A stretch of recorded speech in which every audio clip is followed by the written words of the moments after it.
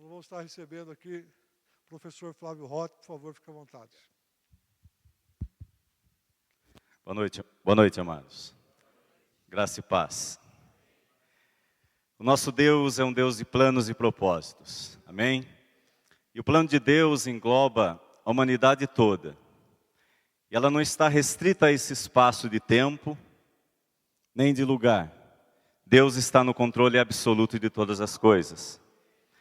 E quando nós pensamos em eclesiologia, nós devemos pensar que Deus tem planos para com Israel, como povo de Deus, povo escolhido, povo separado, e para com a sua igreja. E dentro dessa instituição chamada igreja, existe um plano específico para cada um de nós. E nós nascemos num determinado dia para estabelecermos hoje o propósito de Deus, o propósito que Deus tem nas nossas vidas. Então nós devemos realmente nos inserir nesse lugar, desse plano perfeito de Deus e buscá-lo com ansiedade. E eu digo isso porque todo esse mover profético da palavra de Deus, da vontade de Deus, a gente pode vislumbrar pela quantidade de pessoas, de crentes disponíveis a aprender mais da parte do Senhor. E obviamente isso não é para ficar guardado conosco, mas para que nós possamos levar aqueles que necessitam dessa palavra de verdade, dessa palavra de glória. O tema que nós vamos abordar hoje vai falar sobre ordenanças, vai falar sobre ministérios.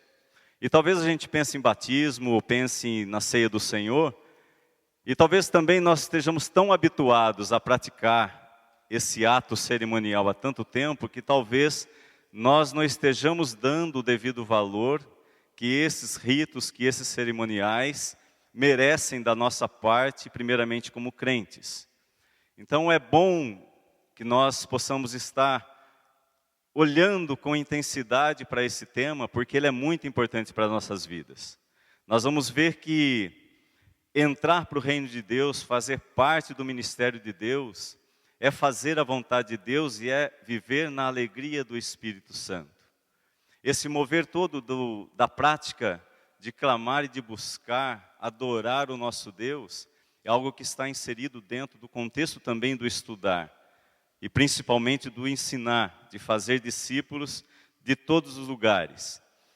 Eu queria ter trazido a bandeira de Israel aqui, porque esse é um vínculo que Deus tem me dado, de aproximar a igreja de Israel, porque final de 2010, Deus falou comigo que eu deveria levar adiante de mim a bandeira de Israel, porque Deus tem um propósito de aproximar a igreja de Israel. A igreja não pode ficar distante de Israel como nação, de Israel como povo de Deus, porque o nosso Deus é o Deus de Israel.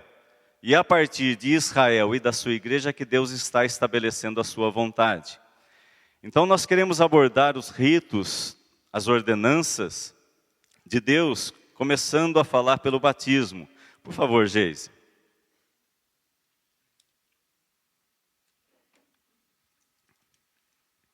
Nós sabemos que batismo foi uma instituição cerimonial da parte do Senhor, que todos devem se batizar, todos quantos queiram fazer parte do reino de Deus.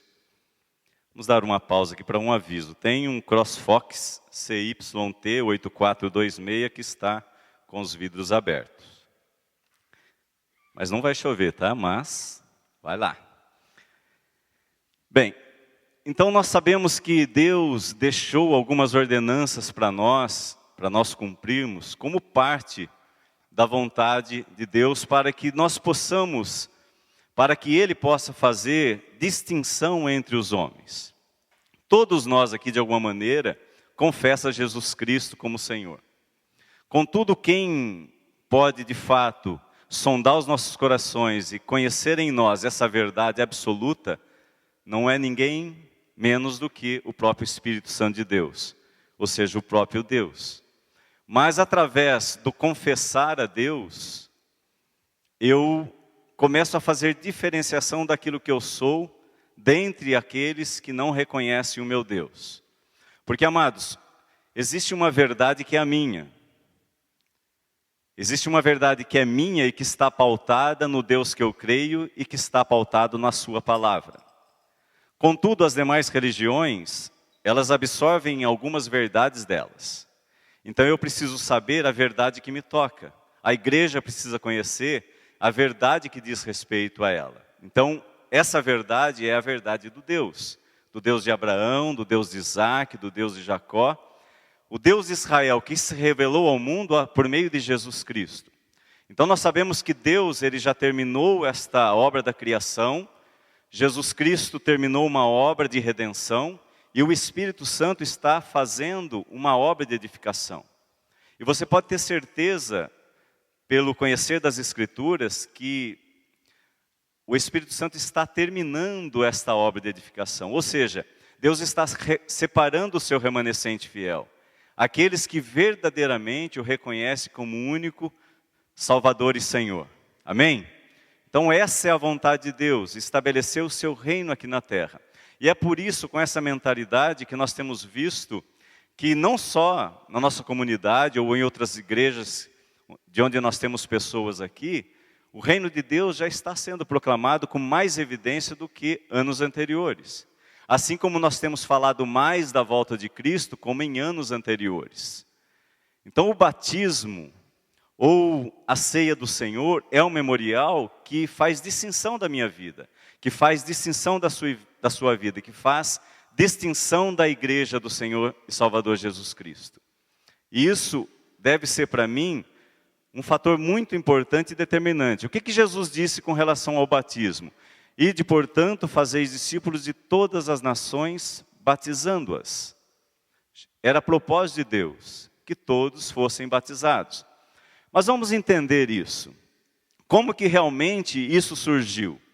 O batismo, ele não simplesmente foi criado da noite para o dia. Isso surge a partir de um ritualismo que havia no meio do povo de Israel.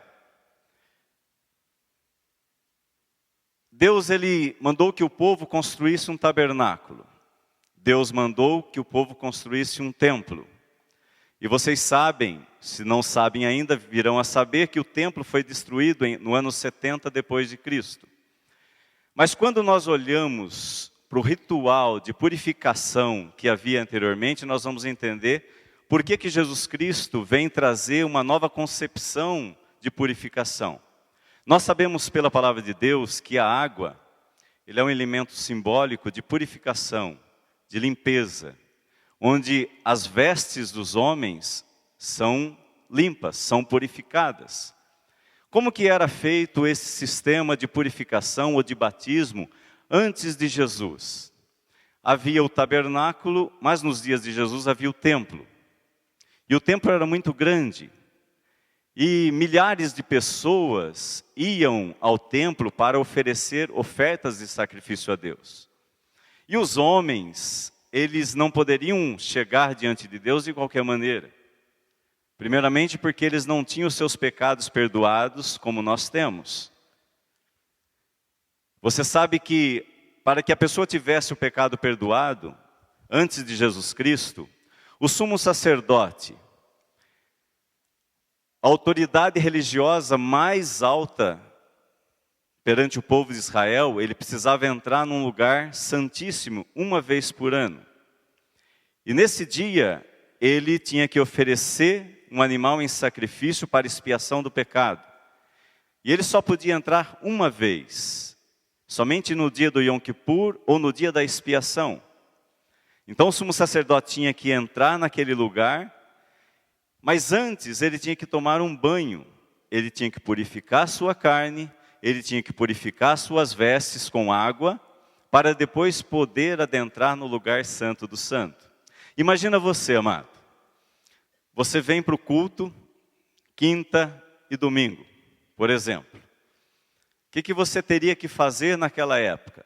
Você teria que chegar na entrada, que antecedia a entrada do templo, e entrar num banho, que os judeus chamam de mikvah. É um tanque de banho, onde havia água corrente. Então você descia por uma escada, você se lavava por completo, portanto você tiraria a sua roupa, as vestes naquele tempo eram mais soltas do que as nossas de hoje. Imagina você tira a cinta, tira a calça, né? E você desceria por uma escada, porque tinha que ser profundo, e a água tinha que ser corrente. Porque aquela água corrente significava que a pessoa estava tendo os seus pecados purificados.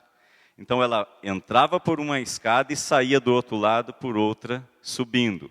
Porque eram muitas pessoas. Então a pessoa entrava, porque logo atrás já vinha outro. Então as pessoas se banhavam constantemente quando tinham que ir para o templo. Jesus também fazia isso, porque era necessário que ele fizesse isso como judeu. Então entenda que, ainda que eles fizessem essa purificação constante, toda vez que eles se aproximavam do templo e quisessem oferecer algo a Deus, eles tinham que passar por esse ritual de banho. Então no século, quase na metade do primeiro século antes de Jesus e nos dias de Jesus, surge uma seita, que era a seita dos essênios. Os essênios era uma comunidade, em especial de homens, que se separaram daquela ordenação do templo e foram viver na região do Mar Morto. Ô Geiser, faz um favor para mim. Procura um mapa que tem aí no slide.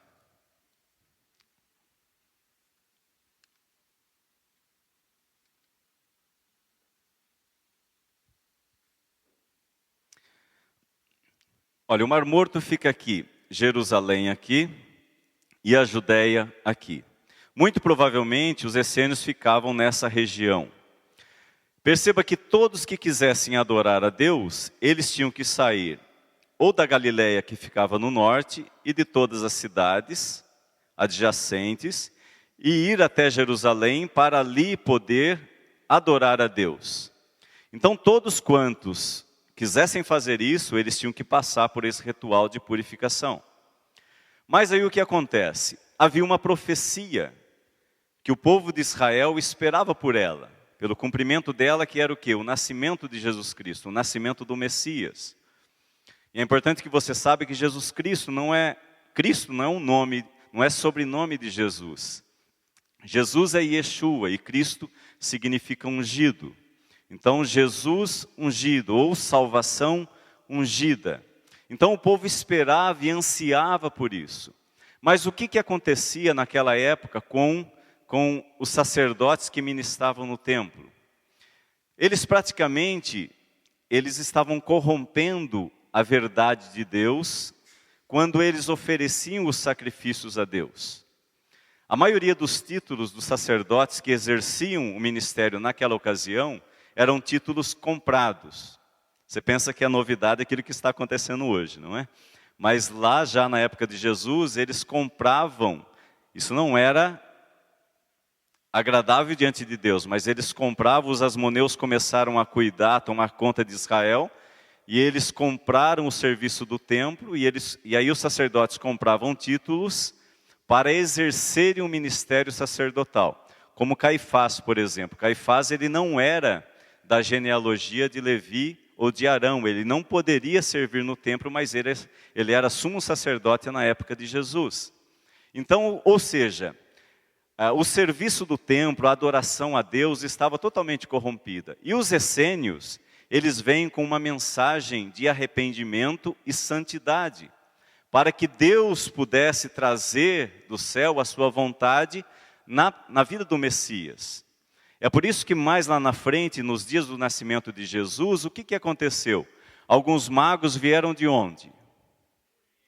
Lá do Oriente. E esses magos, vocês entendam também como sábios, estudiosos, pessoas que examinavam as Escrituras.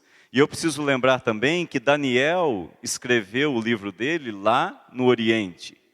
Ou seja, com base nas Escrituras, esses homens, entendendo que era tempo do nascimento do Messias, eles vieram para Jerusalém esperando encontrar o Messias. Então os essênios, o que eles fizeram? Eles começaram a proclamar arrependimento para que houvesse santidade no meio do povo, porque o Messias só viria se o povo buscasse santidade, se arrependesse dos seus pecados. Nós como igrejas oramos recentemente aqui, Se o meu povo, que se chama pelo meu nome, se humilhar e orar, se arrepender e buscar a minha face, eu virei e sararei a sua terra.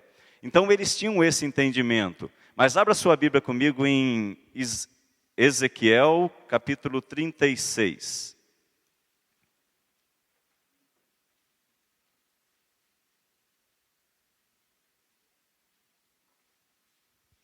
Ezequiel capítulo 36, versos 23 a 27.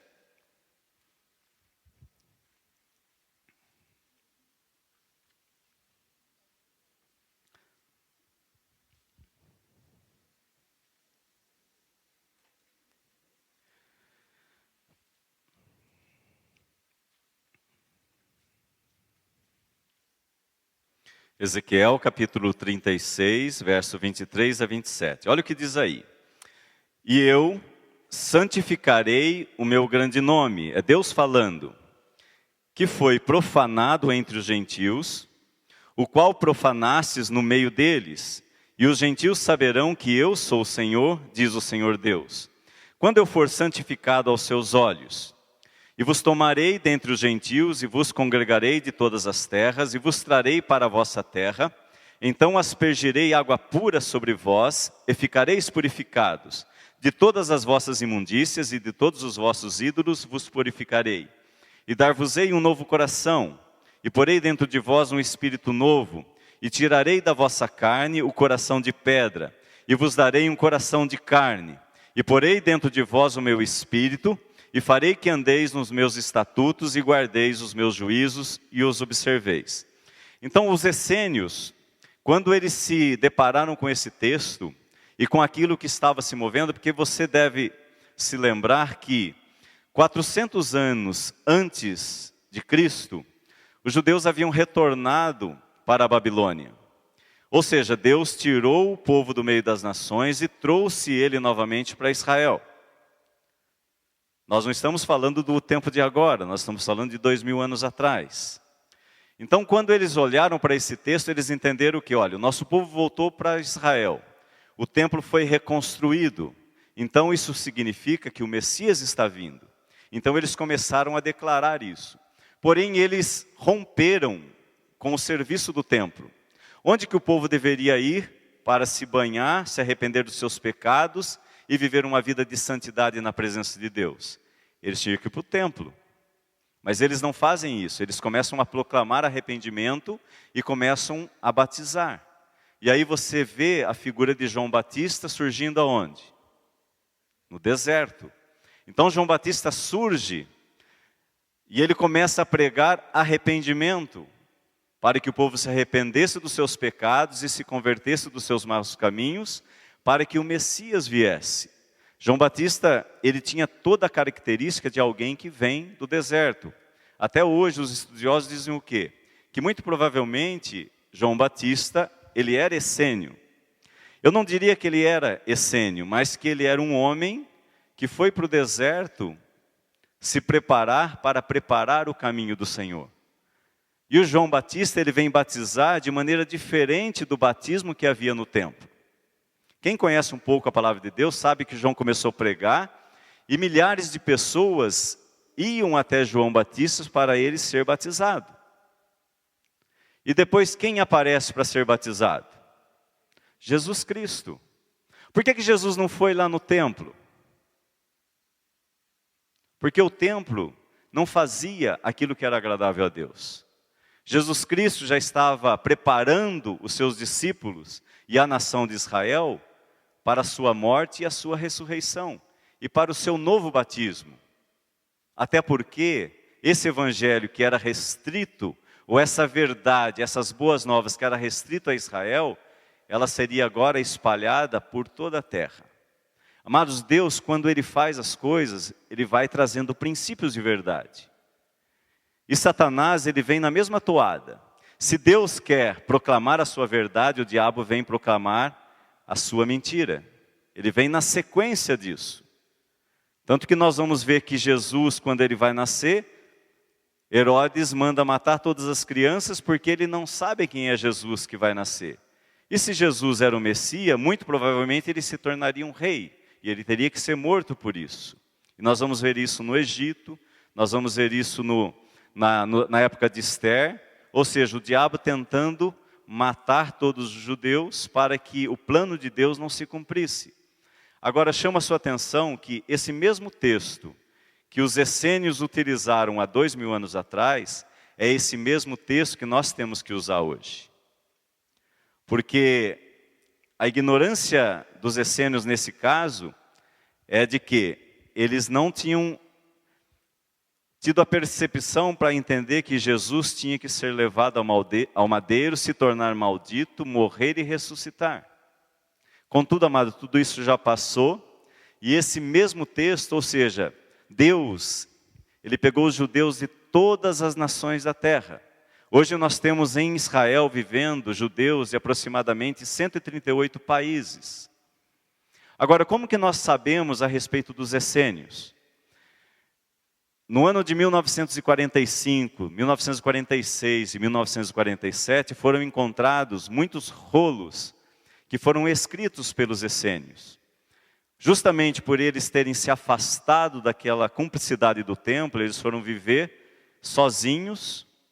E por ser uma comunidade de homens, o que acontece com uma comunidade de homens, amados? Ela acaba. Porque não tem reprodução, não tem geração. E acabou porque eles cumpriram um propósito de Deus. Então João Batista, quando aparece e começa a pregar arrependimento, chega a Jesus Cristo. E eles estavam tão ávidos esperando o Messias, que João, ao se deparar com Jesus, disse o quê? Olha, não convém que você seja batizado. Não convém que eu seja batizado, para que se cumpra a vontade, para que sirva de testemunhos. E aí Jesus entra na água e ele é batizado. E logo depois nós vamos ver nós não vamos ver aqui, mas alguns textos nos primeiros capítulos dos evangelhos que mencionam o quê? Que Jesus passou a batizar e que os discípulos de Jesus também batizavam. Já nessa época, antes de sua morte e antes da sua ressurreição. Ainda que você vai encontrar lá um texto que tem uma observação entre parênteses. Ainda que Jesus não batizava, mas os seus discípulos. Amados, com certeza essa observação ela não é correta. Porque Jesus Cristo ele era rabi, ele era mestre, ele era aquele que ensinava. Portanto, ele teria que ensinar o batismo dele para que os outros pudessem batizar. Com certeza ele batizou muitas pessoas com esse mesmo arrependimento de João, mas depois os seus discípulos passaram a batizar assim. Inclusive os discípulos chegam para João Batista e perguntam, escuta, aquele que você diz que é maior do que você, ele está batizando. E aí João Batista fala, olha, realmente, ele é o Messias. Mas Jesus não falou que ele era Messias. Até voltando, quando Jesus fala da conversa, somente João reconhece ele, o Cordeiro que tira o pecado do mundo. Mas Jesus não fala nada. Ele simplesmente diz, convém que eu cumpra, convém que eu seja batizado. E aí nós vemos o quê? 2 batizadores, João e Jesus. O que tem que acontecer com João Batista? Podia subsistir os 2, amados? Porque às vezes nós perguntamos assim, mas por que João Batista morreu tão cedo? Por que João Batista foi decapitado? Justamente, amados, porque o plano de Deus é maior do que o homem. João Batista teria que morrer, e teria que morrer imediatamente. A diferença de idade deles, entre Jesus e João Batista, era de 6 meses. E eu não tenho dúvida que o ministério também não tenha sido na mesma proporção. Mas João Batista tinha que ser tirado, porque senão haveria disputa de quem era melhor. Então João Batista disse, convém que eu diminua e que Jesus Cristo cresça. Aí já estava instaurado o batismo. Então nesses documentos que foram encontrados no ano de 1945, 46 e 47, existem mais ou menos 970 fragmentos da Bíblia, do Velho Testamento, que datam aproximadamente do ano 200 antes de Jesus Cristo, que foram guardados por esses essênios em cavernas.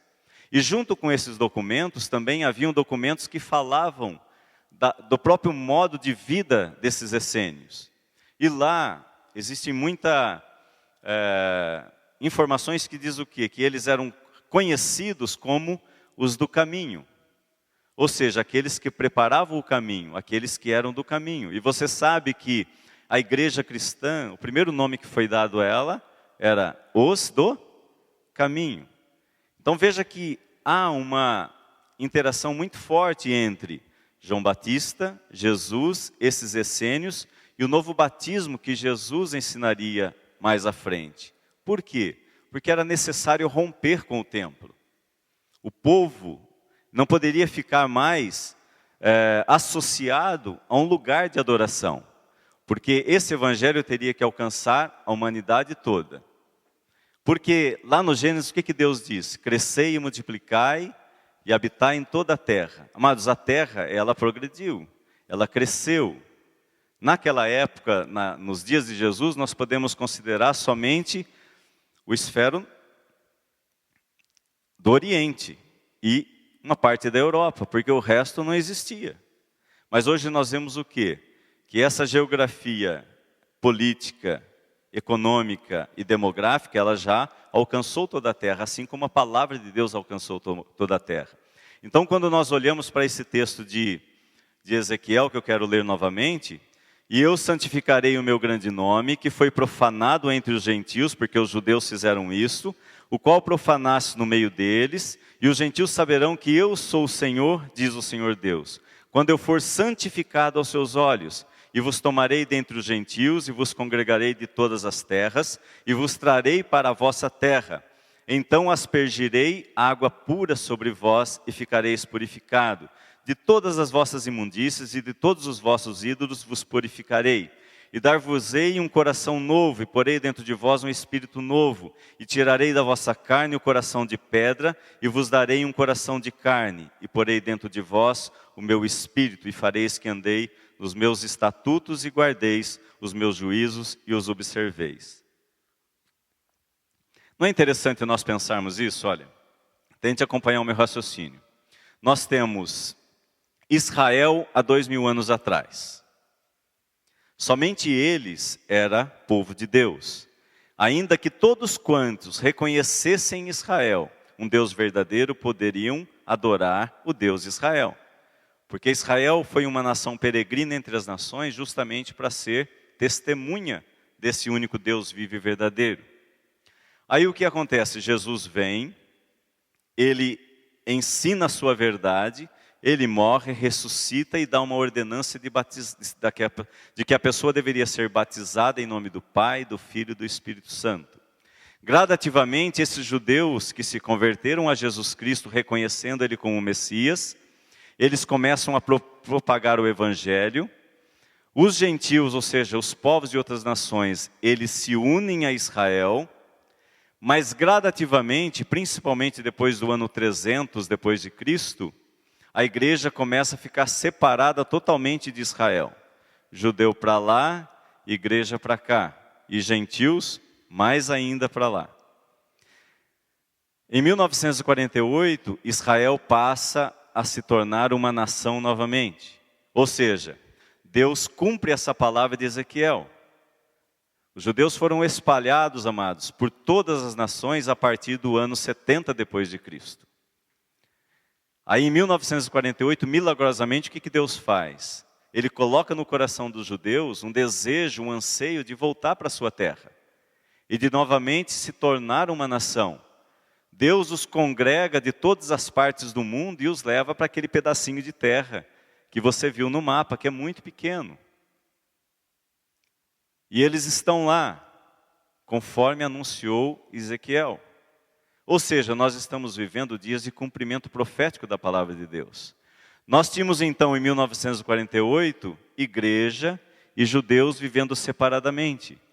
Hoje nós temos, passado 60 anos, 60 e poucos anos, a igreja subindo para Jerusalém, fazendo muitas peregrinações para Israel, ou seja, reaproximando de Israel.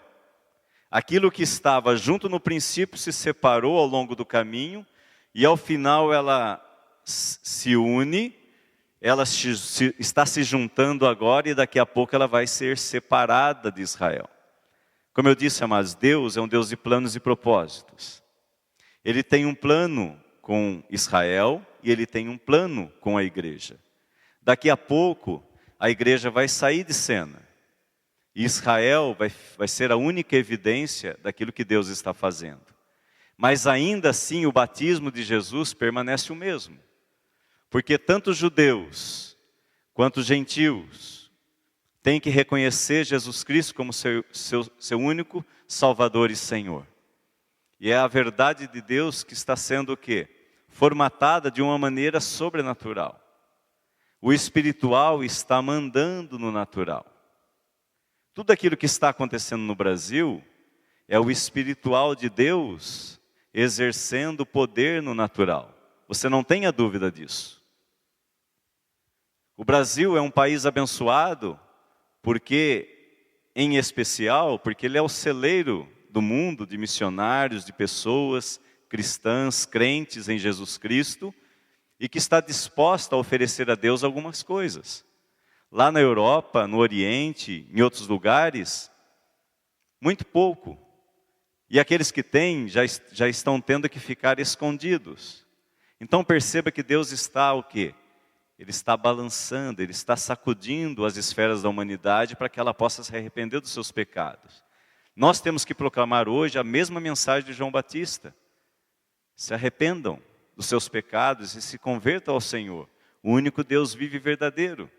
Porque é a verdade de Deus que está sendo cumprida nos seus detalhes, nos seus pormenores, nas suas verdades mais simples possíveis. Porém, amados, há uma multidão que se aproxima de Deus, mas nem todos querem Deus. Nem todos querem viver esse evangelho de Deus. Nem todos querem trazer essa realidade do céu, primeiramente para si, para ser exercida no próximo. Porque essa é a vontade de Deus. Amar a Ele sobre todas as coisas e ao próximo como a nós mesmos. Então dá para entender por que tudo isso aconteceu. Como que esse batismo surgiu? Por que veio João Batista? Por que João Batista morreu e Jesus Cristo ficou sozinho e depois ele veio a morrer e ressuscitar para que nós pudéssemos ser alcançados? Você entende que gerações passaram para que nós pudéssemos estar aqui hoje? Isso é algo maravilhoso da parte do Senhor, o nosso Deus. E os nossos olhos precisam estar atentos para isso. Volta para mim lá, Geiser, por favor.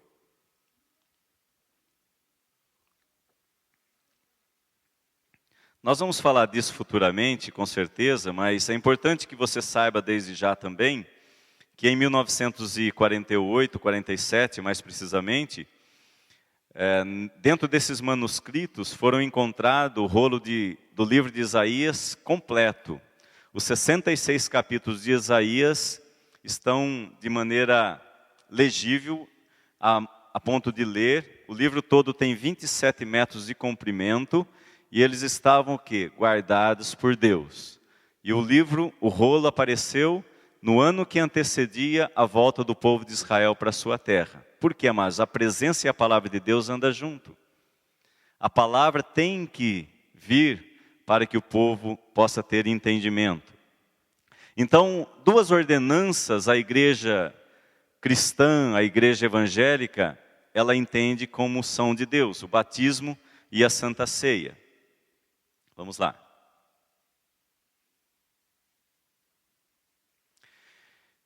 E durante a ceia, nós sabemos também que ao repartir o pão e o vinho, Jesus disse, fazei isto em memória de mim.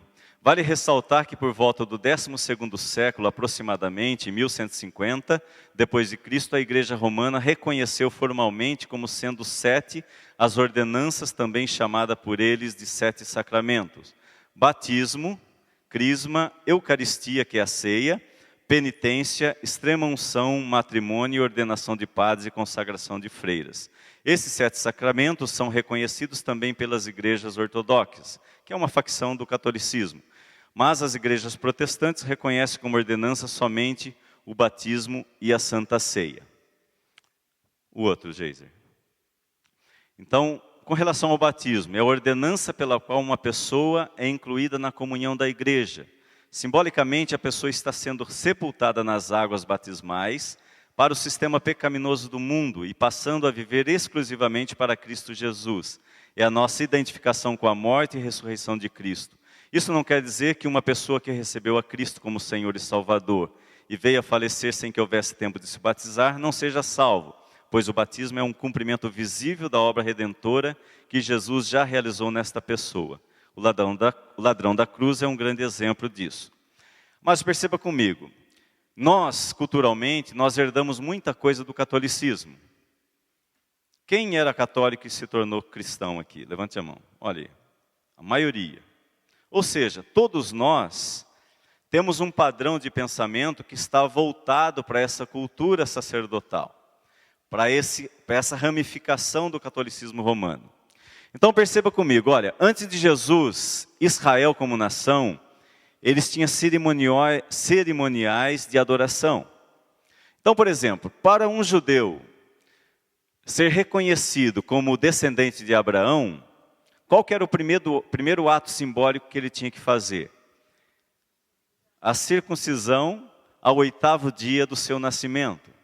A criança tinha o prepúcio cortado. Então, para ele se tornar judeu, ele tinha que passar por aquele objeto de circuncisão. Quando chegava aos 12 anos, já completando 13, o que o judeu tinha que fazer? Quem sabe? O bar mitzvah. Ou seja, ele passava da idade de adolescência e passava para a idade adulta. Ou seja, ele tinha direito e autoridade para ler as escrituras em público. Até os 12 anos ele podia ler a palavra em casa, ou na sinagoga, porque nem todos tinham Bíblia em casa. Aliás, quase que ninguém, porque a Bíblia eram rolos enormes, e esses rolos ficavam nas sinagogas e no templo. Então, quando uma criança que tinha que aprender, até os 12, 13 anos, ela não poderia ir na sinagoga. Ela tinha que ser ensinada pelos seus pais. E depois, nesse cerimonial de Bar Mitzvah, ela se tornava adulta e ela tinha acesso, direito a esse cerimonial de fazer parte do povo. Entenda comigo, o que o catolicismo fez? O sumo sacerdote, como eu disse, ele entrava uma vez por ano no lugar santo do santo, para oferecer oferta para a expiação do quê? Dos pecados. Veio Jesus, o que Jesus fez? Ele acabou com isso. O sumo sacerdote não tinha mais esse papel. Mas o que o catolicismo faz? Ele mantém o sumo sacerdócio.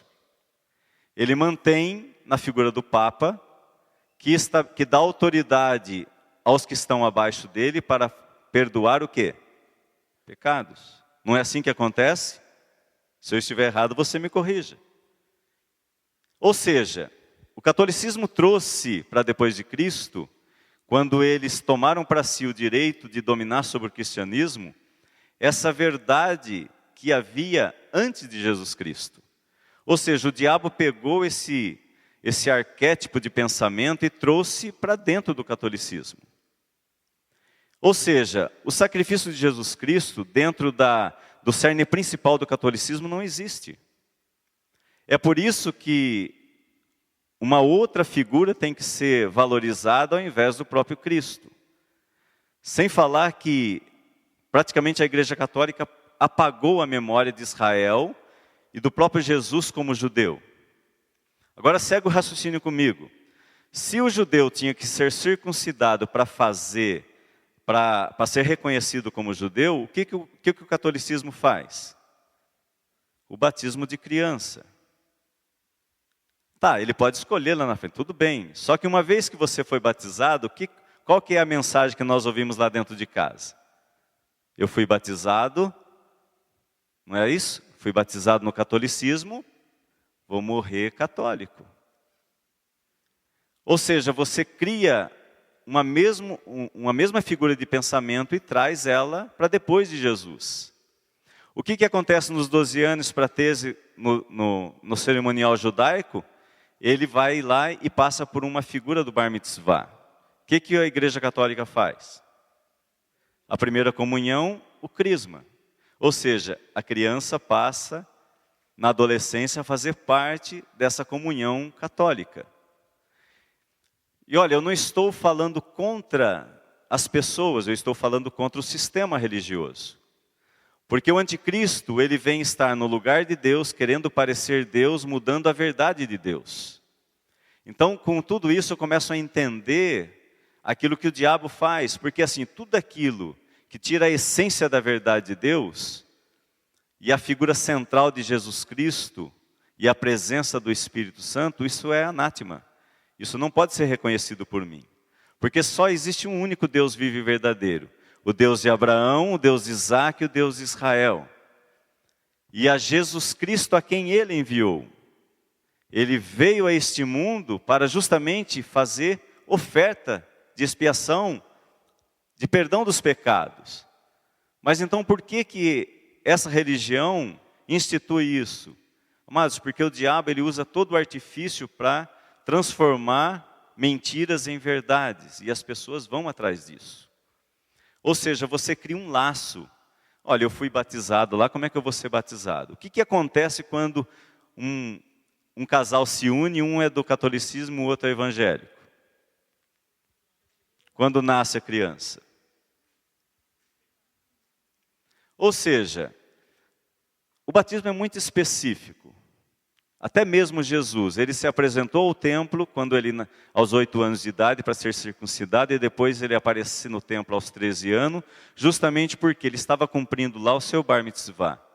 Ele estava discutindo a palavra de Deus, porque durante aquele tempo ele aprendeu a respeito da palavra, e agora ele estava discutindo com os sacerdotes no templo, ou seja, com aqueles que conheciam a lei, a respeito daquilo que ele aprendeu, para ver se realmente ele tinha passado pelo crivo do conhecimento da palavra de Deus. Quem dera nós fizéssemos isso também. Ou seja, ensinar os nossos filhos lado a lado, noite a noite, dia a dia, a respeito da palavra, até que ele alcançasse esse tempo de maturidade e reconhecesse de fato Jesus como seu Senhor e Salvador. Então veja que o diabo ele está aí. E eu preciso entender esse ritual também. Como que era o ritual do batismo? Você entrava, mergulhava todo o corpo e saía do outro lado. Ou seja, não era um batismo por aspersão.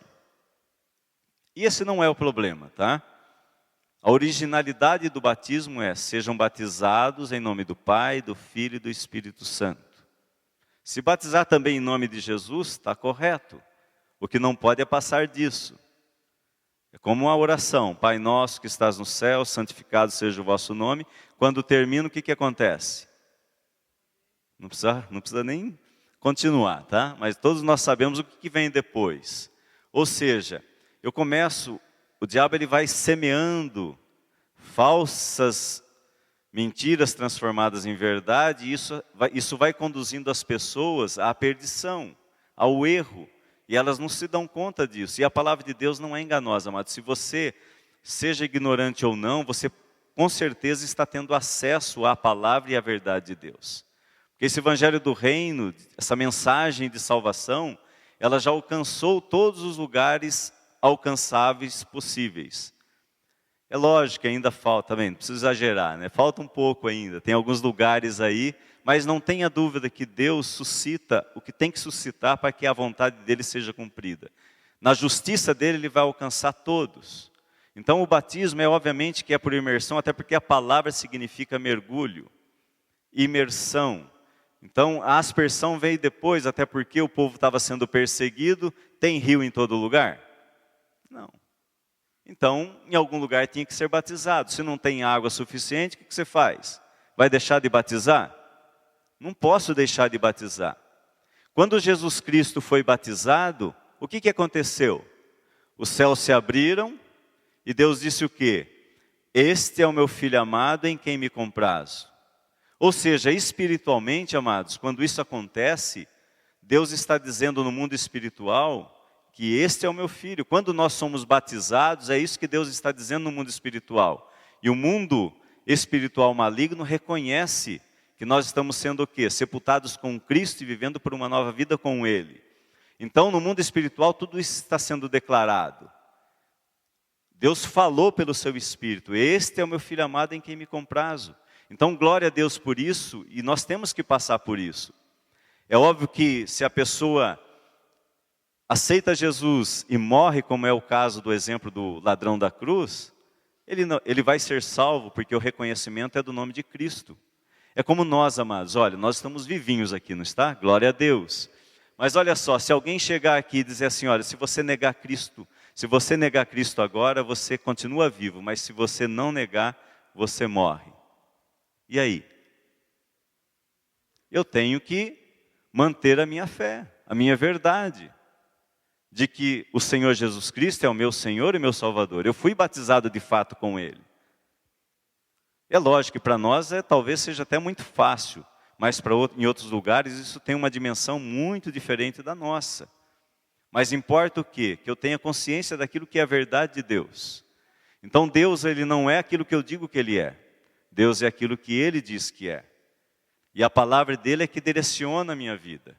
Então olha, graças a Deus que as pessoas ainda estão sendo batizadas, mesmo que por aspersão, mas que isso seja feito em nome de Jesus Cristo. Nunca, você vai ver nos dias que se seguirão, que a judaicidade de Jesus Cristo, ela vai ser colocada em pauta. Porque o que está acontecendo? Israel está florescendo, a igreja está subindo a Israel, ano após ano, e há um movimento relacionando Jesus Cristo com Israel, as profecias e tudo aquilo que está acontecendo no mundo.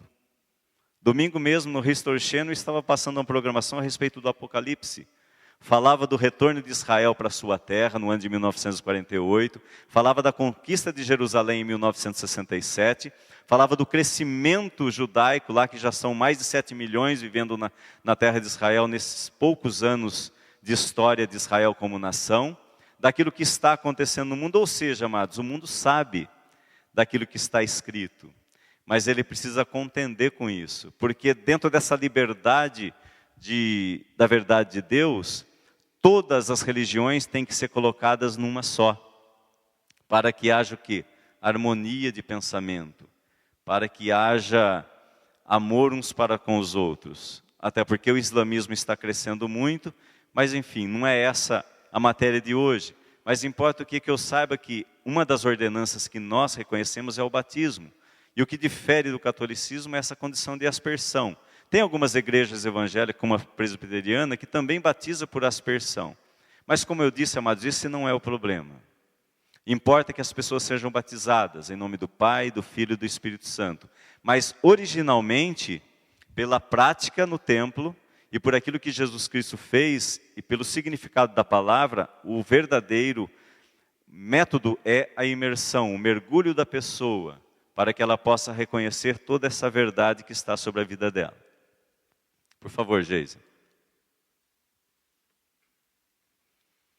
Bom, nós mostramos aqui o mapa, não é? Pode passar, Geisa. E aqui existem alguns pensamentos, né? Batismo de crianças. Nós já sabemos pela palavra de Deus que o próprio Cristo diz, aquele que confessar o meu nome diante dos homens, eu confessarei diante do meu Pai. Aquele que crer e for batizado, será salvo. Uma criança não tem percepção para isso. Às vezes, pode aí alguma criança no 7º, 8º ano aceitar Jesus Cristo, ou mesmo uma menorzinha. Mas, amados, elas não têm esse poder ou essa autoridade de conhecimento para entender isso. Até porque, biblicamente, isso mostra. Porque o próprio Jesus Cristo diz o quê? Que das crianças é o quê? O reino dos céus.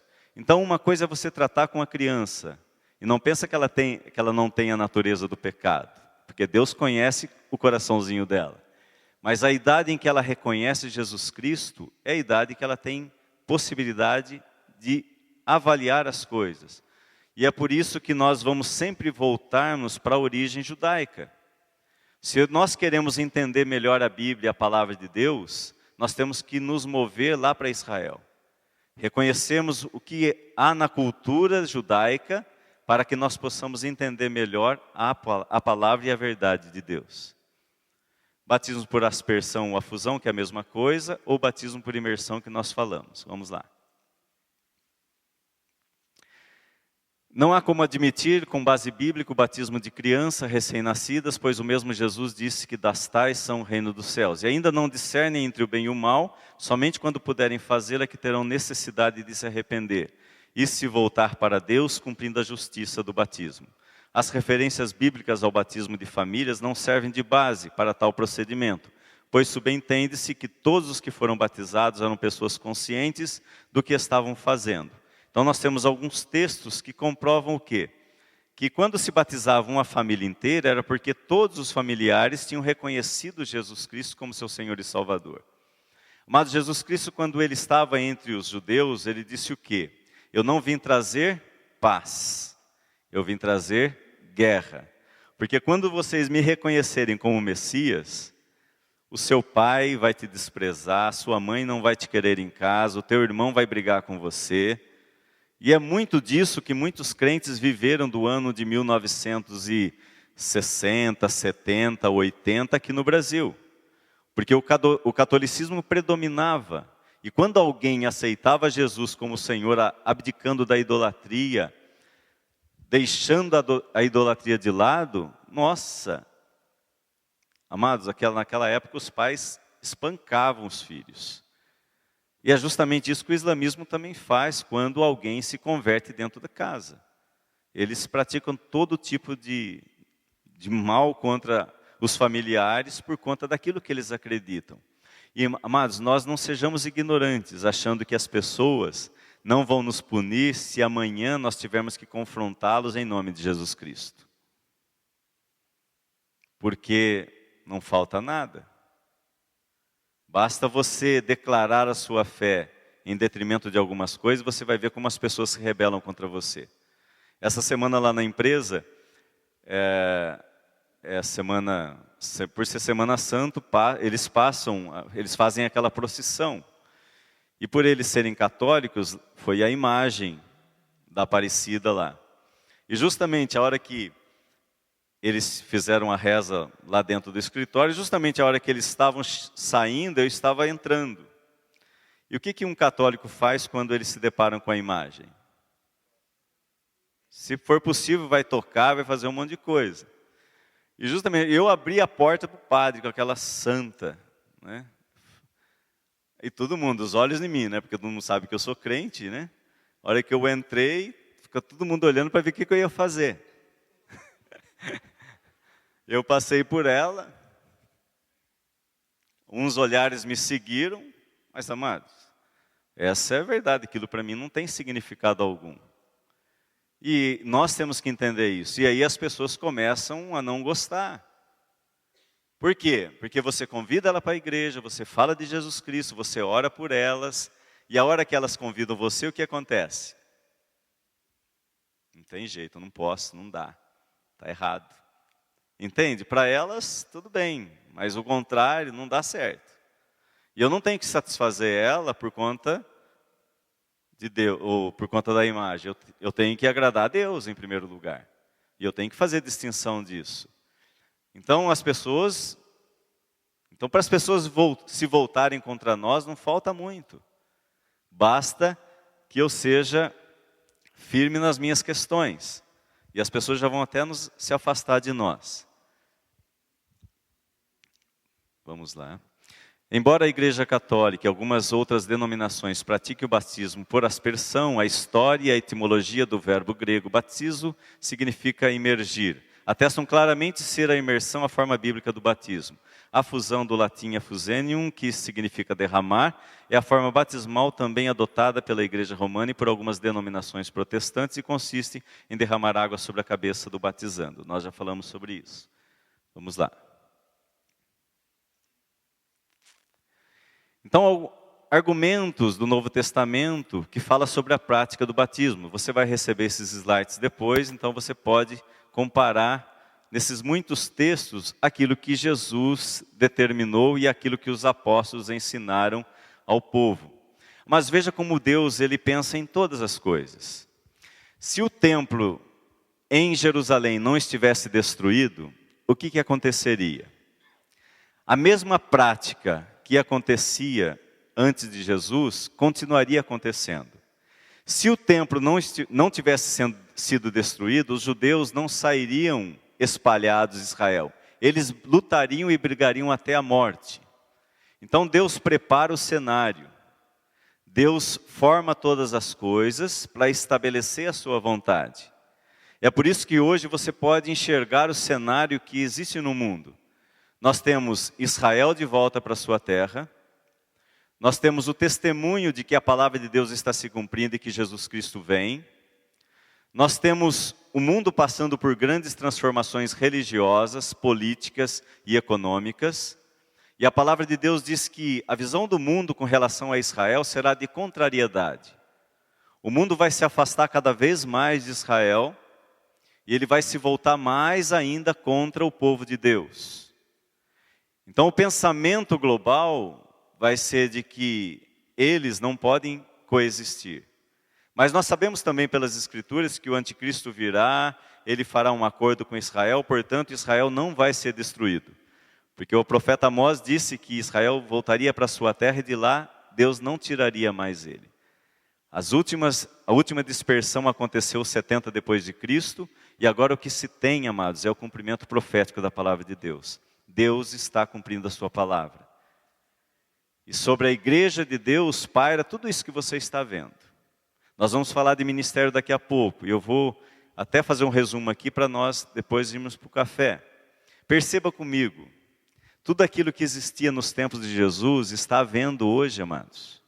Israel, apóstolos, pastores, mestres, evangelistas, o que eu esqueci? Apóstolos, profetas. Durante muito tempo da história da igreja, essas figuras não existiam. Mas o que se tem hoje é o agir sobrenatural de Deus por meio do seu Espírito Santo, sinais e maravilhas que Deus está operando como nos dias de Jesus Cristo. Por quê, amados? Porque nós somos mais bonitos?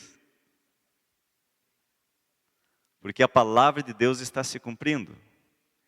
Então ele está chamando e levantando homens de todos os lugares do mundo para proclamar a mesma palavra que nós estamos proclamando agora. Porque Deus está preparando o mundo para aquilo que há de vir. Assim como Ele está também nos preparando. Você só está aqui porque você está sendo preparado por Deus. A igreja está recebendo mais de Deus para ser preparada naquilo que Deus é, não daquilo que Deus faz. Essa mentalidade de Deus da prosperidade já está sendo eliminada pouco a pouco e gradativamente isso vai acabar, amados.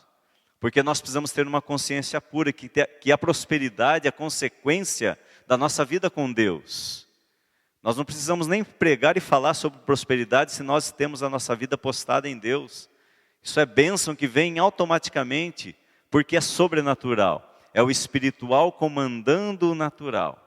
Então eu preciso estar postado como igreja, como eclésia, entendendo o batismo.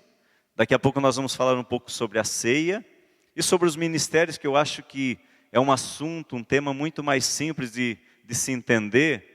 Mas o mais importante de tudo isso é entender o quê?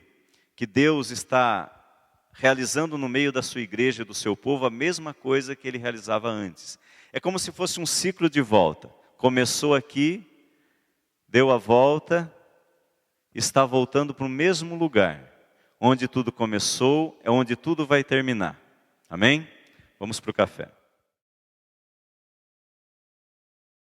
Irmãos, é importante então que, falando sobre batismo, que como igreja nós nunca venhamos a ensinar que batismo é pura e simplesmente para a pessoa fazer parte de um corpo, ou fazer parte de uma igreja. O batismo é um reconhecimento espiritual. No reino dos céus, quando você é batizado em nome de Jesus, como diz o Val, quando puxa sua capivara, não encontra nada lá. Porque o sangue de Jesus te cobre de todas as coisas, e o inimigo não toca em você. Então não é meramente um ritual em que eu vou servir a um propósito da igreja. Não é isso. É uma ordenança de Deus porque ela te cobre de graça, de vitória, de luz, de amor, de tudo aquilo que Jesus Cristo é. Então eu jamais devo esquecer isso. Foi encontrado alguns anos atrás, se eu não me estou enganado, em 2010, 2011, um documento datado do século I, em que revela um pouco que os apóstolos falavam a respeito do batismo, da ceia e de outras coisas. Esse documento chama Didache ou Didaquê. Se você quiser marcar, no português é Didache, com CH. Procura lá, são 11 capítulos ou 15 capítulos, se eu não estou equivocado. E olha o que diz esse documento a respeito da celebração do batismo. Diz assim no capítulo 7. Quanto ao batismo, faça assim. Depois de ditas todas essas coisas, batize em água corrente, em nome do Pai e do Filho e do Espírito Santo. Se você não tiver água corrente, batize em outra água. Se não puder batizar com água fria, faça com água quente. Na falta de uma ou outra, derrame a água 3 vezes sobre a cabeça, em nome do Pai, do Filho e do Espírito Santo. Antes de batizar, tanto aquele que batiza como o batizando, bem como aqueles que puderem, deve observar o jejum. Você deve ordenar ao batizando um jejum de 1 ou 2 dias. Então, essa era uma prática que os apóstolos ensinavam naquela época. E isso reforça de que o batismo era por imersão. Somente numa exceção você pratica a aspersão, ok?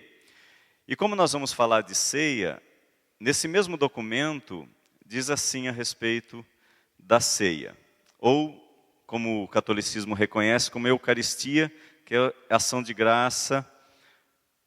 Diz assim: diga primeiro sobre o cálice. Nós te agradecemos, Pai nosso, por causa da santa vinha do teu servo Davi, que nos revelaste através do teu servo Jesus.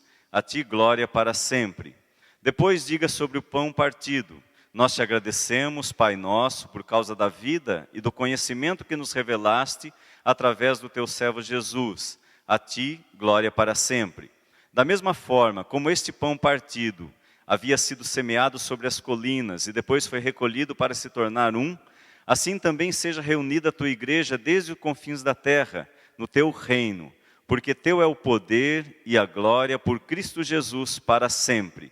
Que ninguém coma nem beba da Eucaristia ou da ação de graça, sem antes ter sido batizado em nome do Senhor, pois sobre isso o Senhor disse: não deem as coisas santas aos cães. Então perceba que esta é uma carta datada do 1º século e que confirma aquilo que nós temos visto nas Escrituras. Ou seja, a igreja, às vezes ela não permite que algumas pessoas não tomem a ceia. Quando que ela não permite? Quando essa pessoa não é batizada em nome de Jesus. É muito importante que nós tenhamos isso e ensinamos as pessoas, aos nossos filhos, com relação ao batismo e à ceia. E agora nós vamos falar primeiro aqui desse resumo que você também vai receber. Então a doutrina do batismo, ela se resume na imersão, em nome do Pai, do Filho e do Espírito Santo, ou seja, todos os nascidos de novo que reconheceram Jesus como Salvador e Senhor, e ela é essencial para integrar a obediência a Cristo. Então, nossa identificação com a morte e ressurreição de Cristo, o Senhor Jesus Cristo. Amém? Agora nós vamos falar sobre a ceia. Nós vamos fazer bem uma síntese aí. Por favor, Geiser. A Santa Ceia, instituída na noite em que o Senhor Jesus foi traído, a ceia do Senhor ou comunhão consiste na participação solene de pão e vinho, os quais, sendo apresentados ao Pai em memória do sacrifício vicário de Cristo, tornou-se uma celebração solene para a morte expiatória de Cristo que nos libertou dos pecados. Porque recordar a sua morte mais que qualquer outro evento de sua vida, porque a sua morte foi o evento culminante de seu ministério e porque somos salvos, não meramente por sua vida e seus ensinos, embora sejam divinos, mas principalmente pelo seu sacrifício expiatório. A ceia do Senhor é uma lição objetiva, expondo a 2 fundamentos do Evangelho. Mas a ceia do Senhor, para nós compreendermos um pouco mais essa essência do mundo espiritual que cobre essa verdade natural nossa. Nunca ignore o mundo sobrenatural. Ainda mais nos nossos dias que nós temos visto o manifestado o Espírito Santo. E se há um manifestado o Espírito Santo, você pode ter certeza que há um manifestar intenso das hostes espirituais da maldade. Quando nós vemos Quando nós lemos Apocalipse 19, nós vemos todo um cenário onde o apóstolo João enxerga o dragão e seus demônios sendo lançados dos céus. E ele desce sobre a terra, primeiramente para tentar matar Jesus Cristo. Como ele não consegue, ele vai perseguir depois os que são as testemunhas de Jesus Cristo, que é a igreja do Senhor. Então entenda que nesse mundo espiritual, esse mover maligno, ele vem e tenta tomar das nossas vidas para que nós não estejamos mais na presença do Senhor. Então há um ataque sobrenatural e esse ataque é verdadeiro. Então não ignore, por exemplo, quando uma criança, o seu filho, sobrinha, de repente, olha, pai, mãe, tia, eu vi um negócio, fico vendo coisa à noite.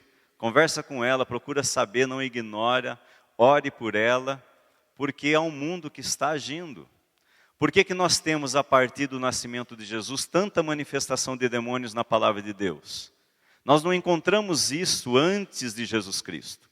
Você pode ler todo o Velho Testamento, você não vai encontrar essa manifestação. Por que começa a surgir a manifestação a partir de Jesus Cristo? Justamente porque o Espírito Santo estaria atuando, por conta da presença do próprio Deus. E aí o diabo vem com as suas forças, com as suas hostes espirituais, e ele começa a atacar a vida das pessoas. E ele permanece até hoje. Porque quem está atuando hoje é Deus, o Espírito Santo. Então, quando nós pensamos em ceia do Senhor, nós sabemos que Jesus Cristo pegou o pão e o vinho e partiu. E ele disse, este é o meu corpo e este é o meu sangue. É o corpo de Cristo, amados? Nós entendemos que não. É o sangue de Cristo? Não. Então perceba que, da mesma forma que o batismo, o comer o pão e o beber o vinho não era novidade para os judeus. Então quando você se volta para a cultura judaica, você vai entender o quê? Que era muito natural, quando eles se reuniam para cerimônias, eles sempre abriam a cerimônia com pão e vinho. Era normal. Esse dia é muito mais especial porque eles estão na Páscoa. E nós sabemos que a Páscoa não é ovo de chocolate. Amém? Páscoa não é ovo de chocolate. Páscoa é a saída do povo de Israel, a libertação de Israel do Egito, para serem transportados, levados à terra de Canaã.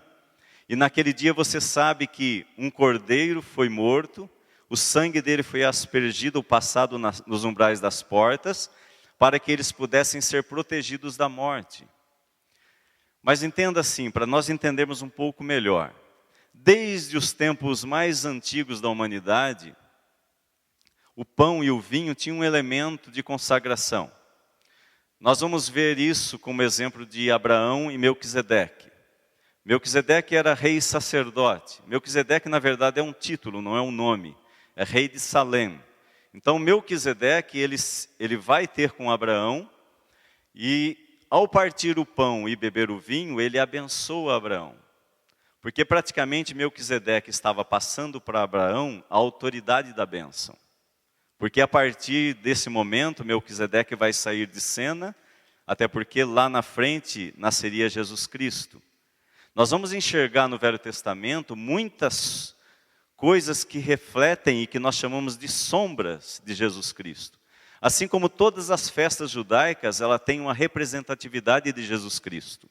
Jesus Cristo estava na Páscoa, ele pega o pão e pega o vinho. Esse pão era com fermento ou sem fermento?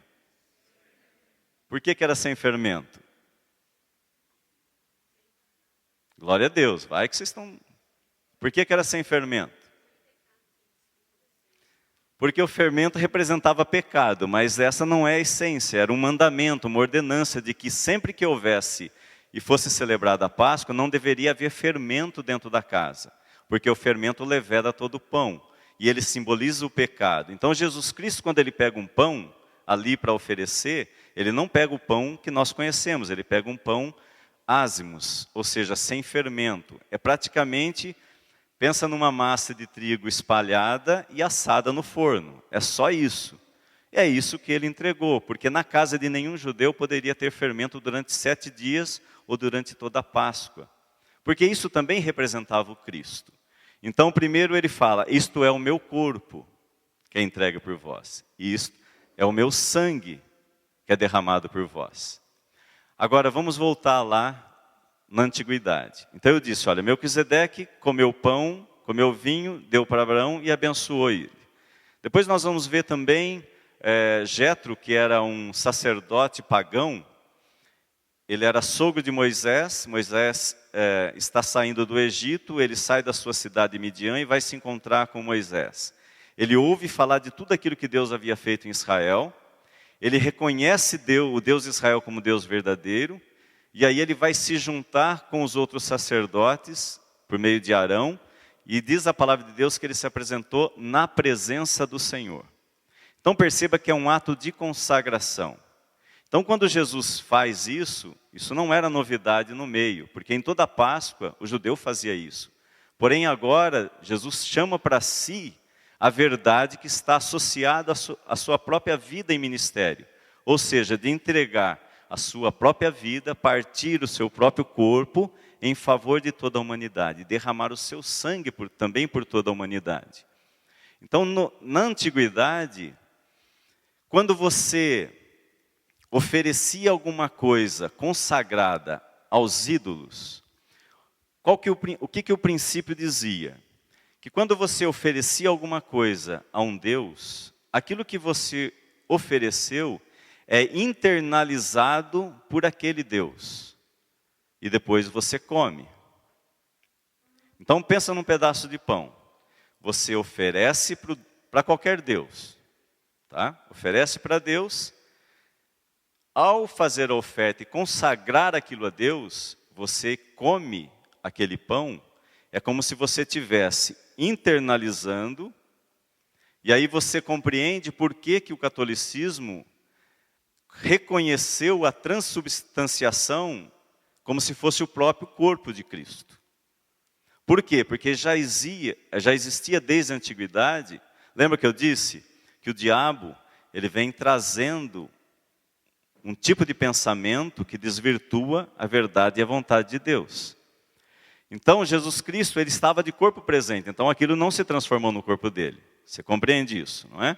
E nem o sangue, porque Jesus Cristo estava ali. Isso era um cerimonial de consagração. Mas Deus, o nosso Deus, também usa esse tipo de linguagem. Por exemplo, quando o ofertante ia fazer uma oferta de sacrifício a Deus no templo, o que ele fazia? Ele pegava o animal, ou ele comprava, ou um animal próprio, e levava até o sacerdote. O que o sacerdote fazia? Ele aspergia o sangue no altar, a carne ele cortava e colocava dentro do altar numa grelha. Aquilo era assado. Quando estava sem sangue, o que o sacerdote fazia? Tomava aquela carne e ambos comiam. E a melhor parte ficava com o sacerdote. O que eles entendiam também no mundo espiritual? Olha, quando eu como isso, é como se eu internalizasse a essência daquele Deus na minha vida. Então a ceia do Senhor, ela não é diferente. Porém, ela não se transforma no corpo e no sangue. Por que há uma incidência de curas sobrenaturais no dia de ceia? Porque nós estamos reconhecendo o sacrifício de Jesus. Nós estamos em consagração a Deus. Isso vem desde os primórdios de todas as coisas. Então o pão consagrado a Deus significa que eu estou direcionando e reconhecendo o sacrifício de Jesus. E que naquele momento que eu consagro o pão e eu como, eu estou tendo percepção da verdade real de Cristo. Agora pensa no sangue. Você ouviu sobre a aliança de Abraão, que cortou a carne, passou ali entre a carne e tudo mais, as aves de rapina queriam comer. Mas no templo, quando se falava em sangue, o sangue só servia para aspergir, porque ele tinha a simbologia do Cristo. Aqui Jesus Cristo fala, esse é o meu sangue derramado por vós. E aí nós vamos ver que, desde o início do povo de Israel, até aquilo que nós conhecemos pela igreja, os apóstolos, por exemplo, nos orientavam a quê?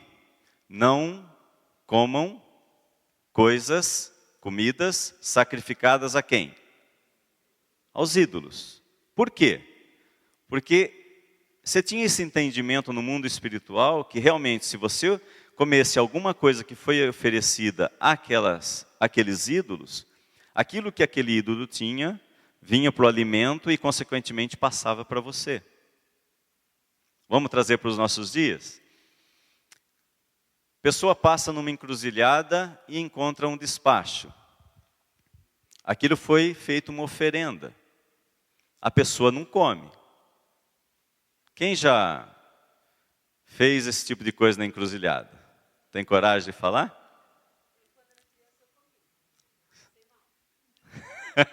Glória a Deus, hein?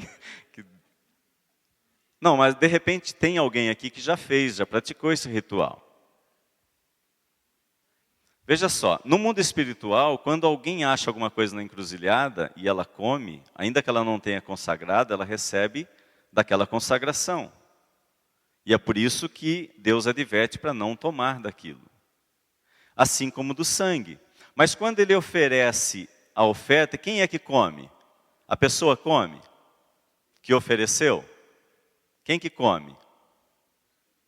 O Espírito, a entidade. A entidade desce na pessoa que fez a oferenda e ela come. E ela nem tem percepção de que comeu. Se ela comer, por exemplo, uma galinha crua, ou um fígado cru, ou outras coisas mais, ela não vai sentir, e nem a pessoa que conversar com a pessoa em seguida vai perceber que tem cheiro. Ou seja, aquela entidade no mundo espiritual, ela desceu e ela veio comer. Porém, no sacrifício, quem comia éramos nós. Mas do sangue, o que Deus falou para Noé com relação ao sangue? Não coma carne com sangue, porque isso é a abominação a Deus, porque a vida está no sangue. Então, nós, pelo vislumbre da palavra de Deus, não deveríamos comer carne com sangue, porque isso é sacrilégio. Além do que, você sabe que uma carne com sangue, o sangue traz com ele tudo aquilo que é de ruim que estava lá. Porque no sangue é a vida. Tem um judeu, médico do século XV, ele chama...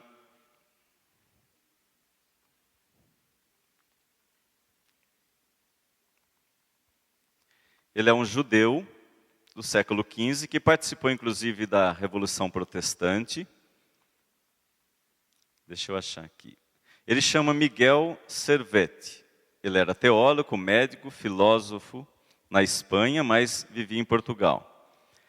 Ele foi o primeiro homem a descrever a circulação pulmonar ou a circulação sanguínea. Ou seja, ele abriu a pessoa e ele tentou entender como que se dava as coisas. E aí ele criou uma teoria. Ele explicava assim, quando Deus criou o homem, você sabe que o homem era o quê? Pó, barro. O que Deus fez? Ele soprou. Quando o homem fez, ele inspirou o fôlego de vida do próprio Espírito. E esse ar, esse oxigênio vai para onde? Mas é para o pulmão o fim dele? O objetivo? Não. É para o sangue.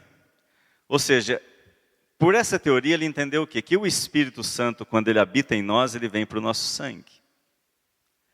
Então, quando nós comemos o pão e o vinho, é como se nós estivéssemos internalizando esse mundo espiritual de verdade. Então, nós não estamos praticando um ato simples como nós imaginamos. Ou seja, de pegar o pão e comer. Ele não se torna em carne, ele não se torna em sangue. Continua sendo pão e continua sendo vinho. Mas no mundo espiritual, isso exerce uma verdade. De que nós temos uma aliança. Porque é isso que Jesus fala. Eu tenho uma nova aliança com você. Então, quando você se reúne no dia da ceia do Senhor, e você consagra o pão e você consagra o vinho, você está dizendo para todo mundo espiritual que você tem uma nova aliança com o Senhor Jesus Cristo. e que Ele te guarde de todas as coisas. E quem comia indignamente, o que acontecia com ela, segundo as palavras do próprio apóstolo? Elas ficavam o quê? Enferma ou morria. Por isso que há muitas pessoas doentes, morrendo e com sono entre vocês. Porque vocês comem indignamente o pão e o sangue. E o vinho, aliás, do nosso Senhor e Salvador Jesus Cristo. Amados, tomar a ceia do Senhor, viver a ceia do Senhor é trazer benefícios. É como se fosse um antibiótico. Se nós reconhecemos aquilo que nós estamos fazendo, eu não posso me sentar indignamente. Não é uma questão de pecado. Não é uma questão, porque quando você faz e pratica a ceia, o que você está fazendo em memória? Do quê? Da morte de Jesus Cristo e da sua volta. Porque você vai tomar a ceia até que Ele venha, até que Ele volte. Então é um selo de Deus com você, mas isso é para dentro de você. Então quando você invoca Deus ali, você consagra aquilo, você pode orar pela sua cura física. Então se eu bebo indignamente, se eu faço o contrário daquilo que Deus está pedindo, eu trago malefícios para a minha saúde física, porque o espiritual comanda o natural.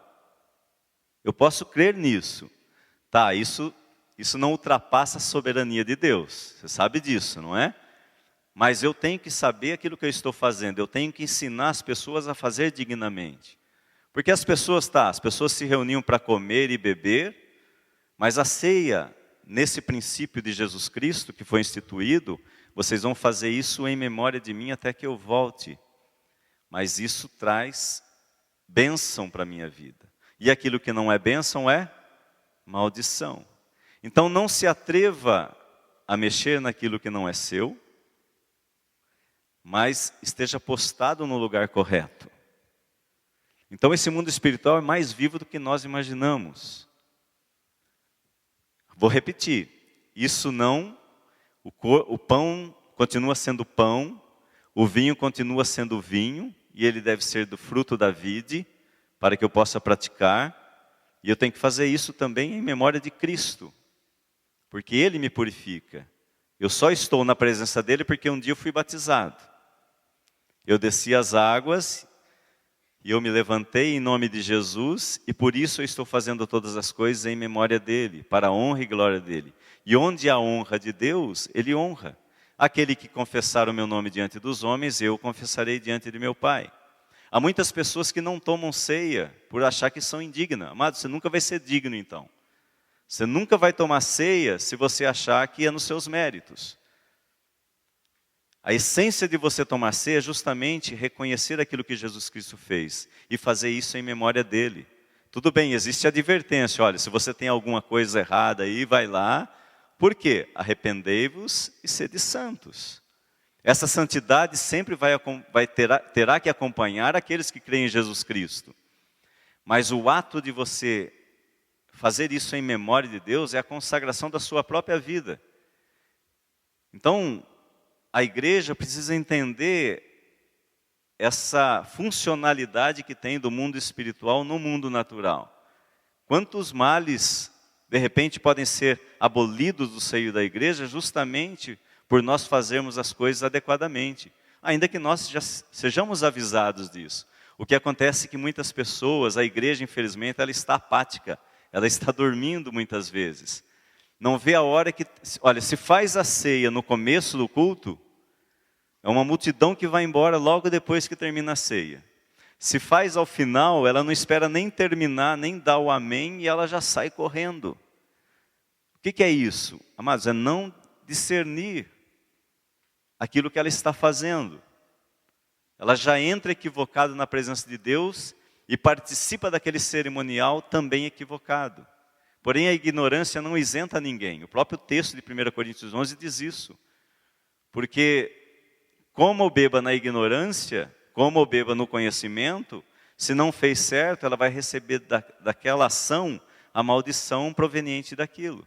Então, ó, por isso há muitos doentes, por isso há muitos que estão morrendo e por isso há muitos que estão dormindo. Então a ceia do Senhor, ela não é simplesmente, vou lembrar lá que Jesus vai voltar. Não, não é isso. É bênção para as nossas vidas, é bênção para a igreja do Senhor e Salvador Jesus Cristo. Porque senão, amados, eu praticamente cancelo o ato vicário de Jesus Cristo, a expiação que Ele fez. Então se há verdade na minha vida e na sua vida e na vida da igreja, é porque Jesus Cristo está presente. E no mundo espiritual isso é um selo.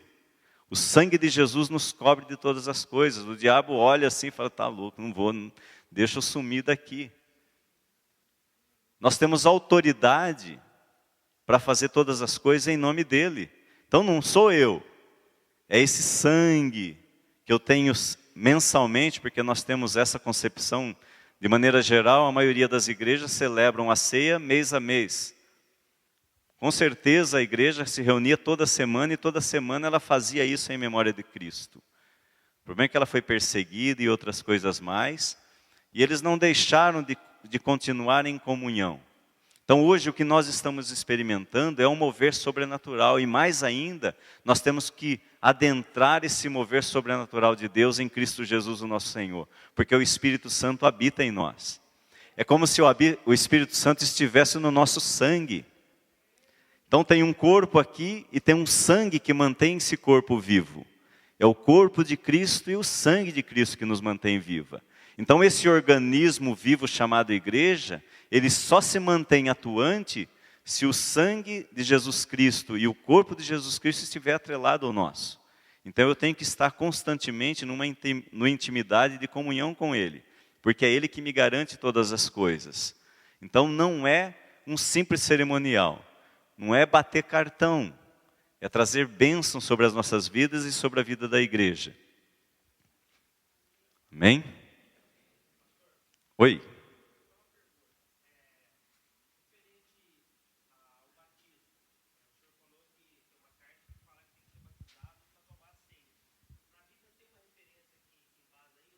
Sim, vários.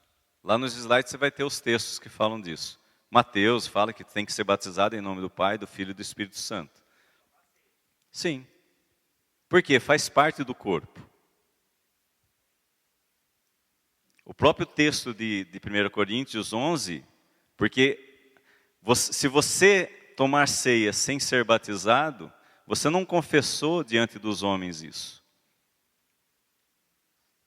É um equívoco fazer isso. Porque você não adentrou o reino de Deus. Porque existe um cerimonial, e existe uma coisa que você tem que respeitar, que é, ou seja, a organização também da igreja. Então como que eu vou saber se de fato você está? Porque como igreja, por exemplo, eu sou responsável por você. Eu não conheço o seu coração. Você levantou a mão e aceitou Jesus Cristo como Senhor e Salvador. Mas será que de fato você vai seguir esse caminho?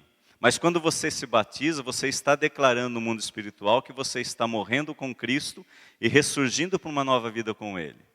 Aí eu posso garantir, porque eu tenho responsabilidade sacerdotal sobre a sua vida. Quando eu digo, por exemplo, nesse caso a comunidade e o Bispo César. Porque ele é cobrado também no mundo espiritual disso. Então você precisa crer, ser batizado em nome de Jesus para que você seja salvo.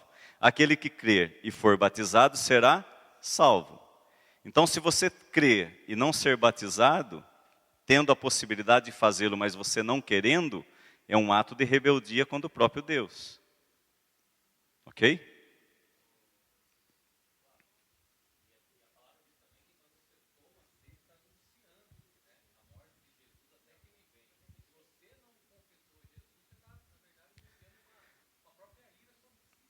Sim, mas ele está dizendo que uma pessoa pode aceitar Jesus Cristo, reconhecer Deus como uma verdade absoluta e num momento de ceia, se apresentar para tomar a ceia.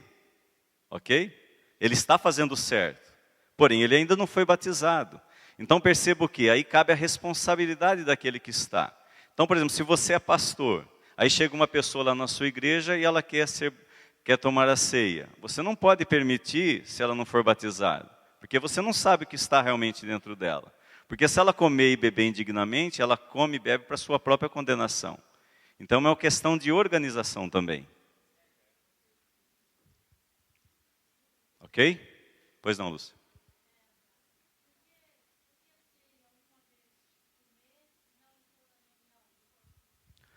Então, como eu disse, nós estamos sempre anunciando o nome de Cristo. É importante que eu faça isso em memória de Cristo, mas não existe uma regra específica determinada na palavra de Deus. Muito possivelmente os apóstolos faziam isso toda semana, porque eles estavam sempre em comunhão. E eles comiam e bebiam junto, diz o texto da palavra de Deus. Mas eles poderiam fazer mais espaçadamente. Isso não importa, importa que nós façamos isso em memória de Cristo, porque é uma ordenança. Até porque, como eu disse, traz bênção sobre as nossas vidas. Mas é uma questão de organização, porque se você também for fazer a ceia do Senhor toda semana, você imagina tudo que envolve. Mas seria bom, quem dera nós pudéssemos fazer isso semanalmente, porque isso com certeza traria muitos benefícios para nossas vidas. Não. Em termos quantitativos, não.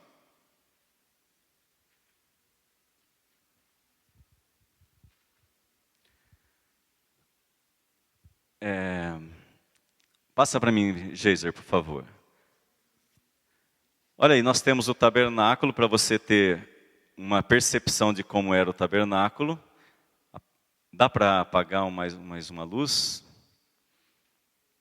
Olha, mas aqui, ó, o ofertante entrava e entregava a oferta, o sacerdote colocava a carne aqui, e uma vez que estava assada, ele tomava essa carne e uma parte ficava com o ofertante e a outra parte ficava com o sacerdote. Passa o outro. Uma mais próxima, o sangue era aspergido aqui e aqui ficava a grelha onde era colocada a carne para queimar. O que subia a Deus? O cheiro suave da oferta. É lógico que Deus, ele sondava o cheiro suave da oferta do coração.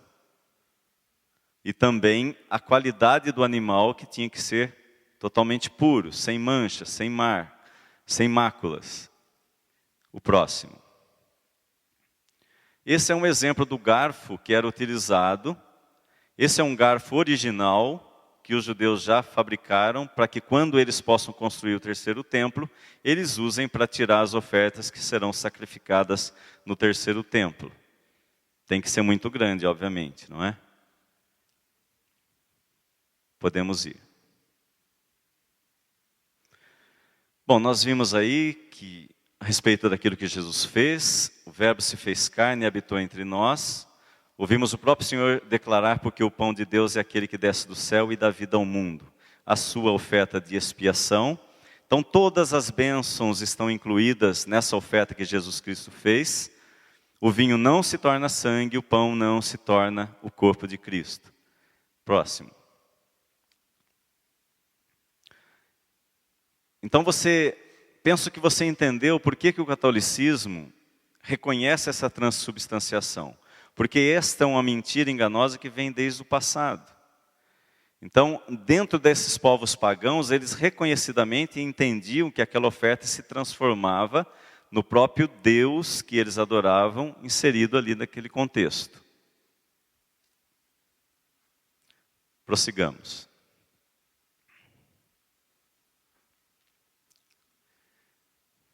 Podemos passar, nós já falamos sobre isso. E aí, amados, nós temos uns ministérios que Deus instituiu na igreja.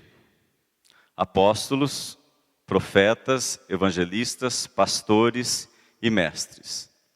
Como eu disse, há alguma divisão com relação aos apóstolos que hoje estão surgindo, mesmo com relação aos profetas que estão profetizando as coisas. Como, por exemplo, nós divulgamos um vídeo no WhatsApp de uma pastora que profetizou em 2013 que toda essa corrupção viria à luz por conta daquilo que Deus estaria fazendo. Ela ela não tem o ministério de profeta, mas ela é profeta por conta do dom que ela recebeu da parte de Deus.